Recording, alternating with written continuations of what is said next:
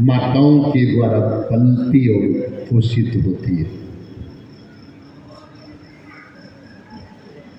संस्कृत भले ही समाज में प्रचारित हो जाए, भाषा के रूप में सभी मानव उसको प्राप्त कर लें, लेकिन संस्कृत भाषा के बाद अगर उसमें संस्कृति नहीं आई तो उसकी मानवता और मनुष्यता को सर्वोपरि नहीं कहा जा सकता है। इसलिए संस्कृत के साथ संस्कृति होना परम आवश्यक है। यही मनुष्यता है। भगवान वेद व्यास जी का सूत्र है, अतः कुंभिर्भुजश्रेष्ठ,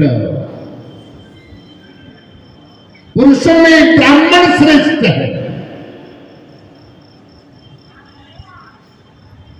वर्ण आश्रम विभाग सा, चाहे वो वर्ण की व्यवस्था हो, आश्रम की व्यवस्था हो, स्वनुष्टि तस्य धर्मस्य, सभी लोग अपने अपने धर्म का पालन करें। मैं दोबारा याद दिलाता हूं, वेद व्यास जी कहते हैं स्वनुष्टि तस्य धर्मस्य, अपने अपने वर्ण, अपने अपने आश्रम के धर्म और कर्म का पालन करेंगे, संसिद्धि हरितोष्णम, तो आपको सफलता भी मिलेगी और ब्रह्म आपसे संतुष्ट होंगे। आपको सफलता भी मिलेगी, संसिद्धि, आपकी कार्य कुशलता की सफलता, और हरितोष्णम, और भगवान संतुष्ट होंगे। अपने अपने कर्म, अपने अपने धर्म को मर्यादा में पालन करना मानवों के लिए है। आज प्रवचन का कोई अवसर नहीं, केवल याद दिलाना चाहता हूं, शास्त्रेषु यानेन सुनिश्चितो दृढ़या,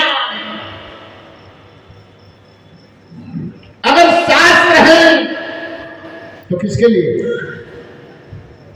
याद करो, नृणाम मनुष्य है। शास्त्र किनके लिए है? बोल दीजिएगा, शास्त्र किसके लिए रचित किए गए?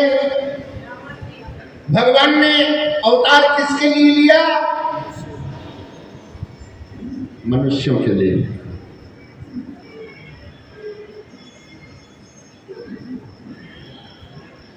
इसलिए उनकी कोटि को पहले कहा विप्रधेन सुरसंत हित ली मनुष्य अवतार। और ध्यान रखने की जरूरत है, उसको आवश्यकता पड़ी तो मनुष्य के पहले मीन कमट सुकर नरहरि, बामन परशुराम बपुधरी, मछली बने। मछली से सीखना है, जल हमेशा ढाल की ओर चलता है। बोल दो, पानी की चाल किधर होती? और पानी का प्राणी जो मछली है उसकी चाल, आवाज नहीं आई, ऊंचाई की ओर, स्रोत की ओर। मछली प्रवाह के जल के प्रवाह के साथ नहीं चलती है। बोलो, मछली जल के प्रवाह के साथ नहीं चलती है। मछली की चाल स्रोत की ओर होती है, ऊंचाई की ओर होती है। इसलिए याद रखिएगा कि मत्स्य अवतार प्रकृति के समस्त प्राणियों को ये शिक्षा दे रहे हैं कि आप शिखर की ओर चलिए, ऊंचाई की ओर चलिए, उत्कृष्टता की ओर चलिए। आपकी चाल किधर को है? पानी किधर चलता और प्राणी किधर चलता? बस समझ लीजिएगा, पानी नीचे की ओर चलता और पानी के साथ ही प्राणी भी नीचे की ओर चलता।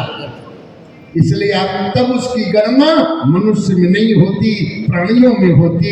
जब जल के अनुरूप वो नीचे की ओर ढुलकता है तब वो प्राणी की गणना में आता है, मनुष्य की गणना में नहीं।